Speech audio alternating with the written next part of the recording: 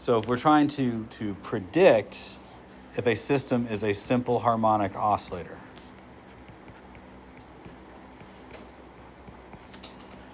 we start probably with something that would give you an expression for the acceleration. What's a good expression to start with? What's that?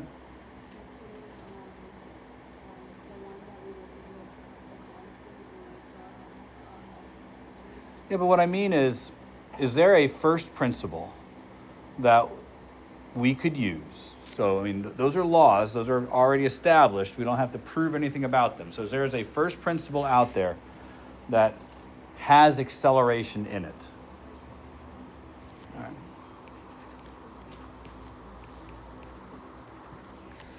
This has acceleration in it already. It's a first principle. I don't want to be hard here, but it's probably the only one of our first principles that has acceleration in it. Now, you could argue that this is the same law, but it has acceleration in it.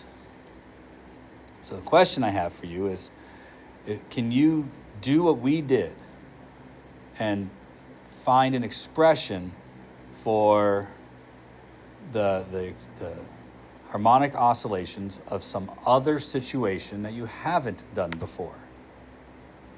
So the first step is to come up with a relationship that has acceleration in it. And I think we're always going to start here.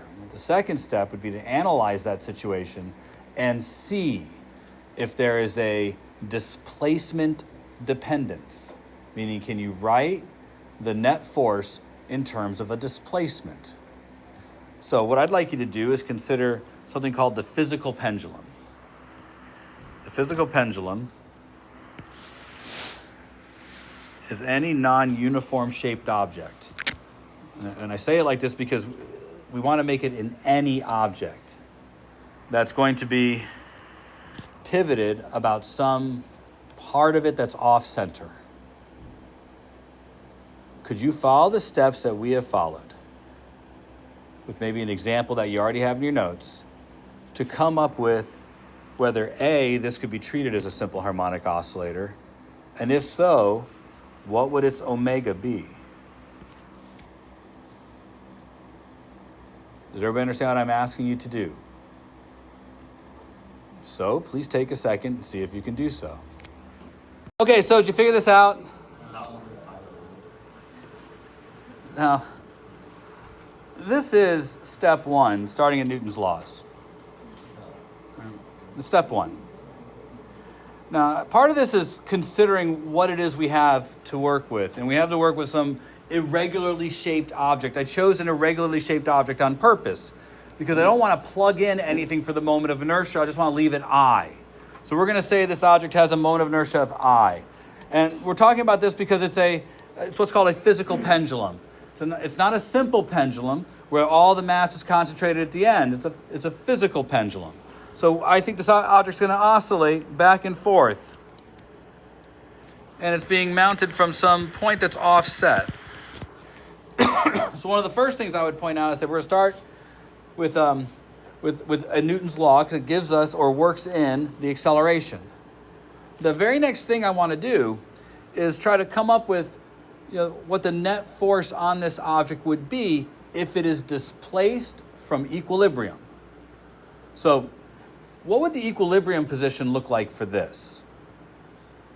If we're just hanging some random object, when it finally settles, how does it settle? Go ahead, Luke.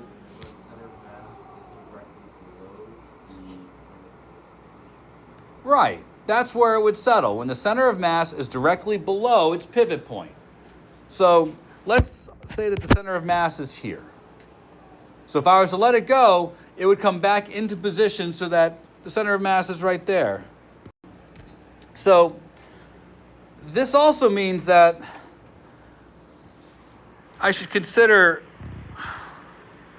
say, this distance, the distance to the center of mass. I'll just call it XCM for distance to center of mass. So we have displaced this object an angle theta from the center of mass.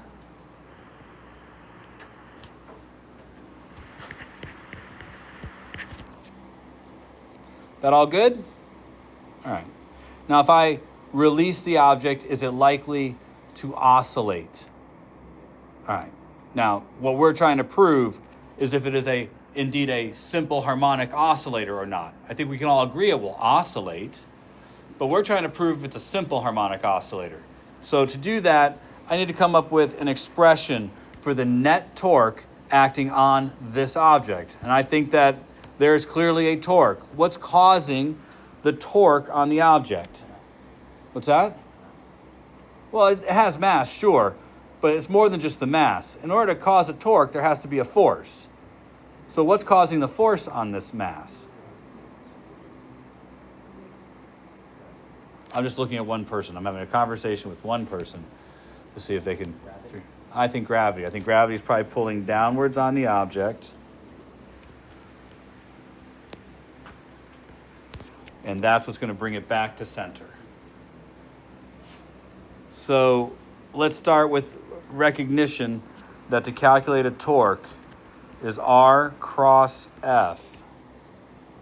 So our step 2, if it wasn't clear, was to identify the restoring force and try and develop a relationship for the restoring force in terms of the displacement.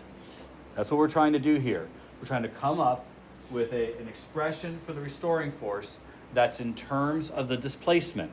So I think using the torque works here because torque is probably going to get us something that is based on the angle of the displacement. So let's go ahead and write out what our torque is.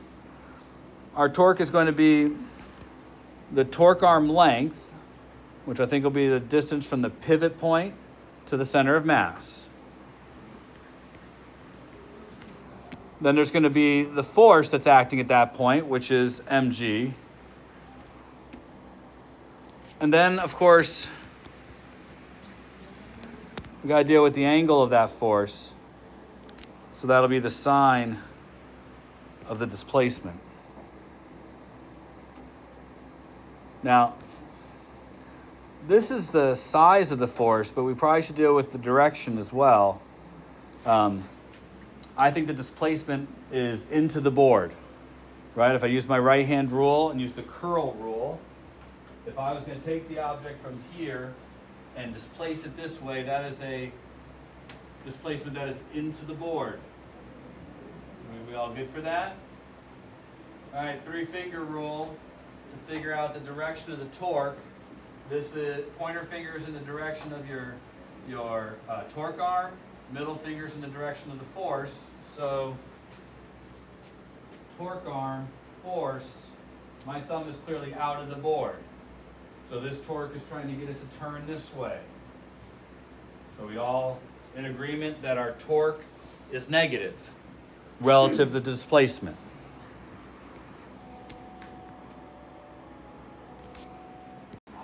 We have an expression for the torque.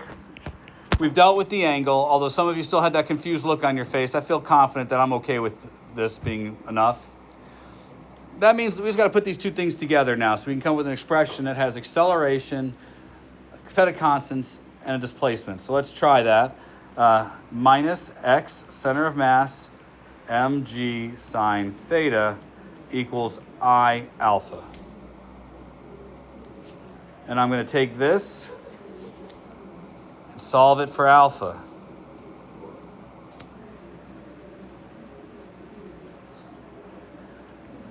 Wow.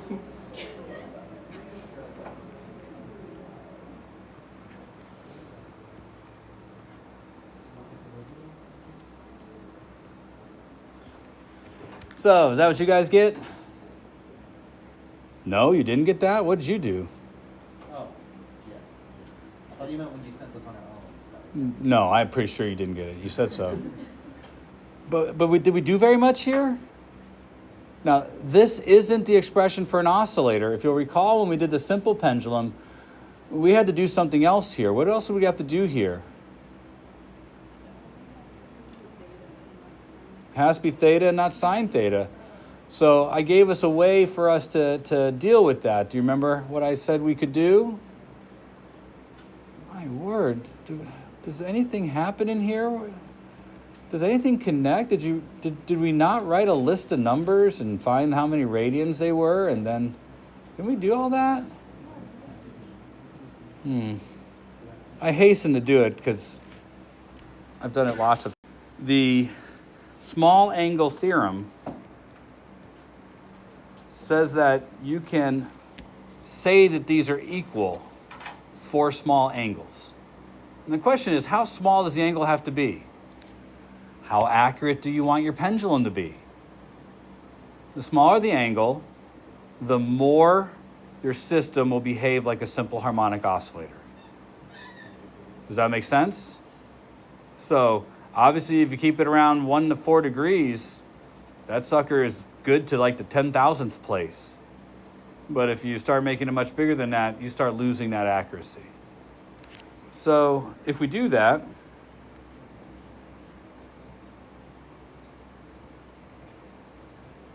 and I did think we talked about this when we talked about pendulums, but we must not have. Must have been running out of time that day.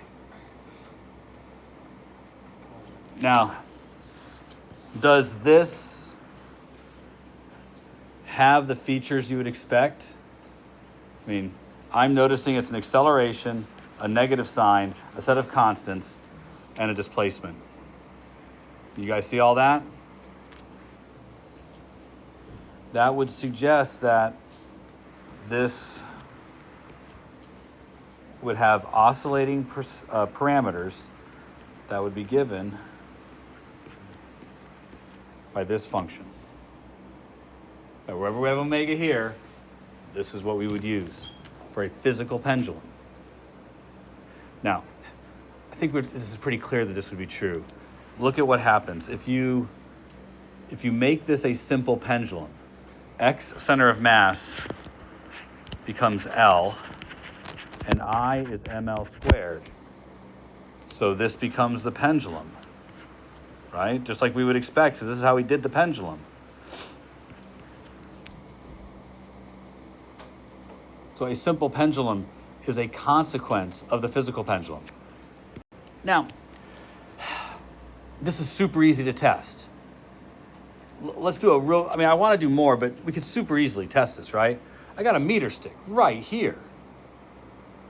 Meter stick's a physical pendulum, isn't it? If we hang it about one end, what do you think its center of mass would be? The middle? So half of L? And if we do move it about its end, what would its moment of inertia be? You're supposed to have these memorized. 1/3. You were so confident. I said 1/12. I know, that's the middle. Yeah. So I guess similar, but not even close. So yeah, I'll say X center of mass, 1/2 L. So let's see, that would suggest a omega that is the square root of 1/2 L mg over 1/3 ml squared. So it looks like omega is going to be the square root of 3g over 2l. That all look good to you guys? And it's a meter stick. So let's see. The period of oscillation should be 2 pi times the inverse of that, right? It's 2 pi divided by omega, so it's going to be the inverse of whatever that is. 2L over 3G. What is that? How many seconds is that? We just did our little experiment. We did find that if you plug that in, you got 1.6 or something, but there was some consternation about whether it was. And we did the meter stick, and it works out pretty close. Yay, us. We can do physics. That was a long way around for that, a lot longer than it should have been. So let's do something else that I wanted to do today. And that will involve this thing. You got this thing? We have 10 minutes left. And in this 10 minutes, I really would like to get ourselves a little organized about this. So what you have here, represents a spring mass oscillator. I would, if I were you, do what I'm about to do. If you have a ruler, that works great. And if you're one of the digital folks, then this works even easier. I think you should mark where equilibrium is in this problem, or in this diagram. It'll be helpful. So I'm marking equilibrium. The very beginning of this is exactly that. It is our object at equilibrium. So at this moment, before we've done anything to the object, it has not been displaced. It has no energy. So at this moment, x equals 0. The force on it equals 0. The acceleration equals 0. The velocity equals 0. We are at equilibrium.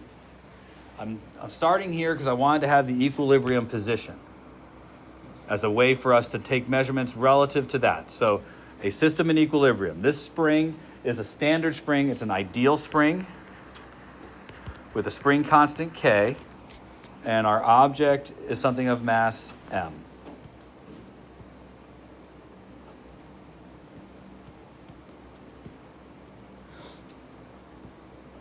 All right, ready to begin? So, a quick zoom out. We're going to give this object energy at the very top. I'm going to pull the object out, release it. Okay, so we're going to start there. And so, starting at this point, I want to make this the star of the screen for right now.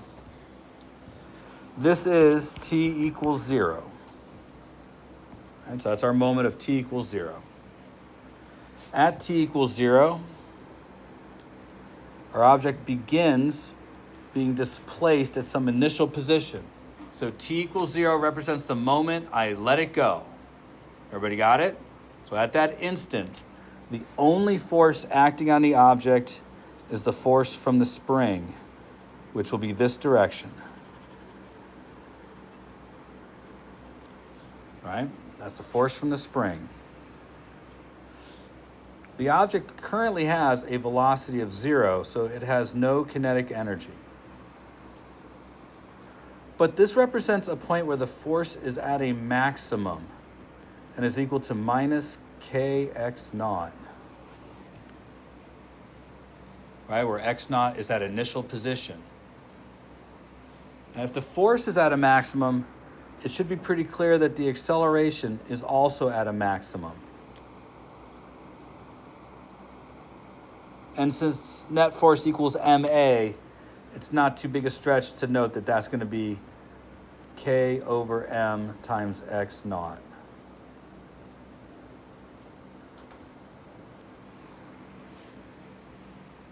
All good?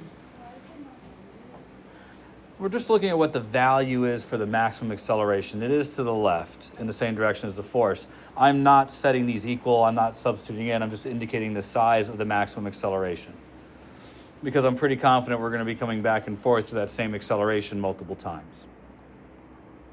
At this moment, the total energy in the system, which would be the sum of the kinetic energy and the potential energy, is just going to be the potential energy. Because the kinetic energy is 0, the object's velocity is 0.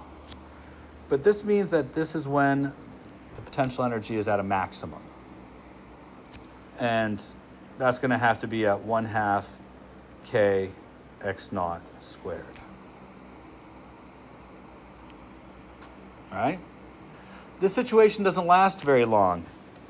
After a moment, the object has moved to the side a small amount. Now, the force is less now, right? Because the displacement is less. We're no longer x naught away, we're just something between x naught and 0. So x has gone down. So our force is now minus kx, not x naught, but our acceleration is less. But be clear, we are still speeding up.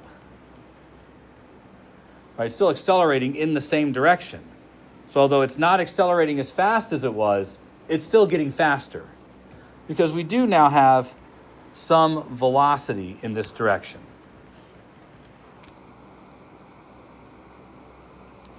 And at this moment, the entire energy of the system would be the kinetic energy, 1/2 mv squared, plus the potential energy, 1/2 kx squared.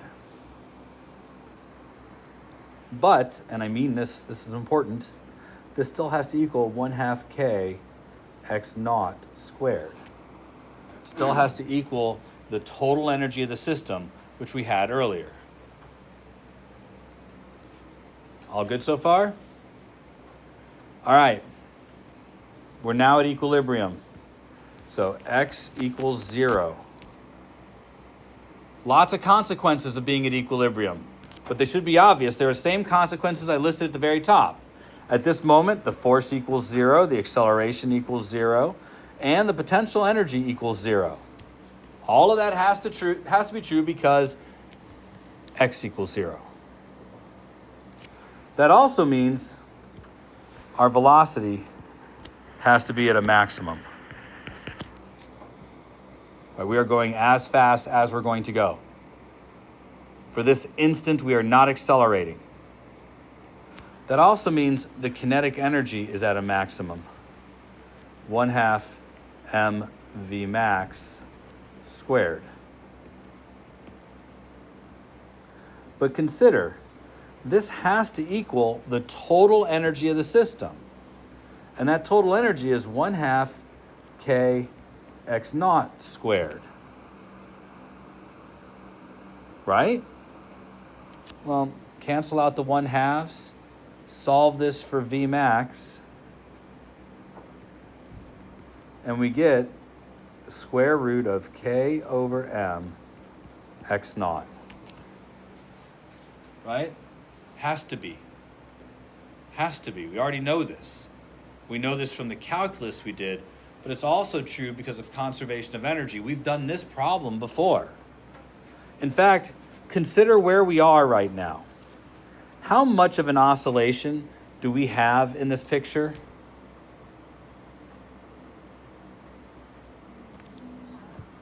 It's a half of an oscillation, right? We didn't make it back to the starting point, so it's just 1/2.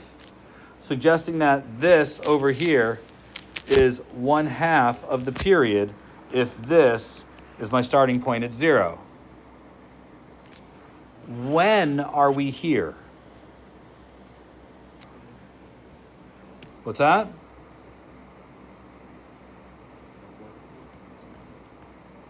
I can't hear you. A fourth of t, that's right.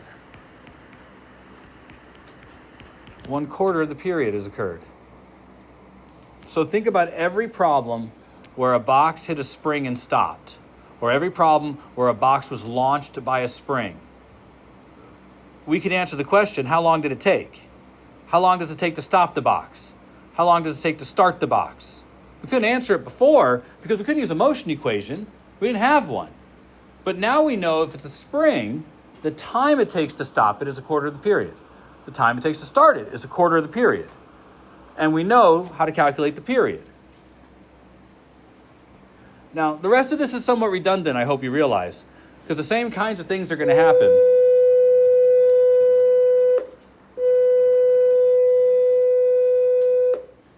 The difference is that we're on the other side now. So our object is not speeding up, but slowing down. The force isn't getting smaller, the force is now getting bigger. So everything happens in reverse until we make it to the point where we stop again at x naught and the velocity is 0. Now you have most of what I think you need to understand the parts of oscillation. Because really there's just maximum displacement, somewhere in the middle, and equilibrium. So, but I guess you've never done this? All right.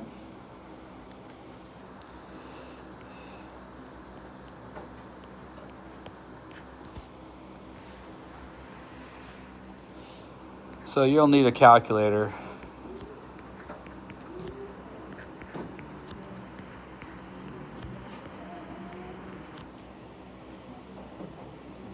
My understanding is that you guys know how to convert from degrees to radians.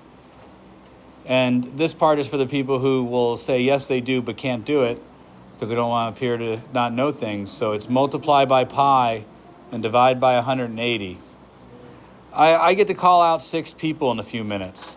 And I want 5 significant figures. So don't include any zeros in your count. So I want lots of decimal places is what I'm saying. And I will call out 6 of you. Make sure you use a good value for pi, something that gets you down beyond 4. So 3.14159 should be sufficient.